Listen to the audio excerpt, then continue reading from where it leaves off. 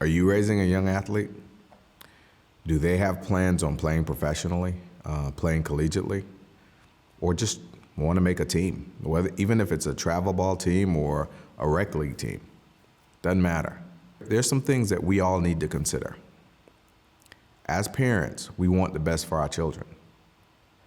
Now, can we be sure that we are doing that? Like, we can invest money in coaching and equipment, technology, uniforms, you name it. But do we know if we have a first-round draft pick or just someone who really just enjoys being active, enjoys playing? Long-term athletic development isn't about skills. It isn't about where you see yourself 10 or 15 years from now.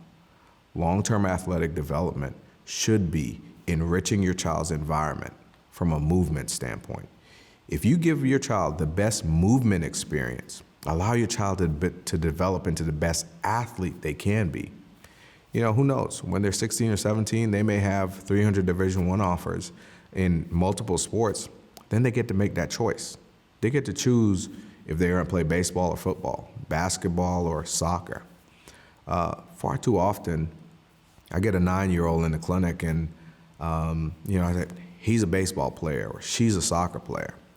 And I'm thinking, what if this child has the opportunity to be the next Fortune 500 company CEO? What if they have an opportunity to be an Olympian in a sport that you've never heard of or are not familiar with? I don't believe a 9-year-old is a baseball player or a soccer star. I just believe they're a child. I believe that the best movers in the world are somewhere between the ages of 4 and 6. So let's allow that child to move well. Let's allow that child to have an awesome quality of life. Let's give them movement experiences across a broad range of sports and challenge them to learn, to grow. By enriching their movement experience over that period of time, we allow them to become better athletes, and becoming better athletes allows them then to be competitive regardless of the sport. The goal is the experience and exposure. That's what youth sports should be about. And then as we make that transition to high school, it becomes clearer which path makes sense for your boy or girl. That's what we look at when we think of long-term athletic development. It is, can your child at 9, 10, 11, 12 years old do the same things that a 3-year-old can do? Can they squat with integrity? Can they hinge at the hip? Can they crawl? Can they roll? Those are the things that are building blocks of life.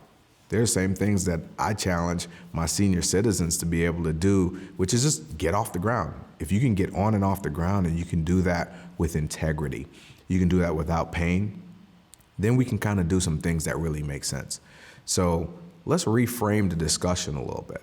Okay, let's measure where our children are now. Let's make sure we're not putting them at risk for injury. Let's make sure we're not exposing them to too much load, whether that's throwing too much or too often, I guess, whether that's loading them in terms of squatting when they're not physically ready to do that. Let's not make assumptions about where our kids are from a movement standpoint. Let's not assume that they're neurologically intact or their shoulder or hip or back can withstand the load and the stresses that we're putting on them. Let's make great decisions. Let's measure where they are. Do a movement screen routinely, at least annually. Have them see someone who's competent in the ability to diagnose and to evaluate and assess movement. And then as they're ready, let's move them along that continuum where we develop skill, both physically and mentally, also emotionally.